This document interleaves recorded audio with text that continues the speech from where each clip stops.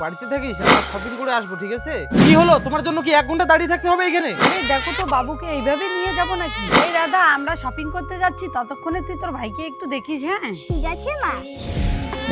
আমার ভাই চলে। আমাকে কিছু খেতে দিবা? ওহুরি, তুমি এখানে দাঁড়াও, আমি এখনই আনতেছি। ভাই তুই এখানে থাক। এই যে না, আমার ভাই, ভাইকে কে নিয়ে গেল?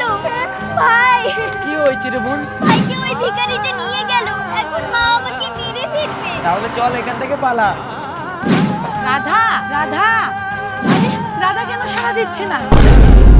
রাধা, রাধা, আমার বাচ্চাকে তোমার ওই রাধা চুরি করে নিয়ে গেছে। তোমাকে আগেই বলেছিলাম, ওই কুড়িয়ে পাওয়া মেয়ে কোনোদিনও নিজের হয় না।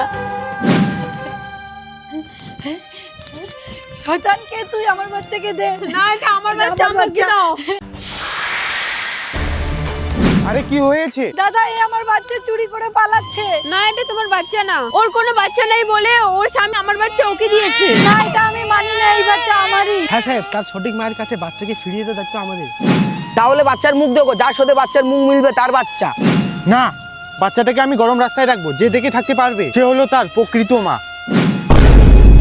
না, বাচ্চাটা আমি কোনো মতেই তুলবো না, নয়তো আমি হেরে যাব। কাঁদিস না রে খোকা, আমি যে তোর কষ্ট দেখে আর থাকতে পারছি না। দেখছেন সাহেব, এটা আমারই বাচ্চা। না, এটা তোমার বাচ্চা না, কারণ একটি বাচ্চার কষ্ট তার মা কখনো দেখে চুপ করে থাকতে পারে না। হ্যাঁ স্বপ্না, ওটা ওনারই বাচ্চা। তোমার বাচ্চা না থাকাতে আমি ওনার কাছ থেকে বাচ্চা এনে তোমাকে দিয়েছি।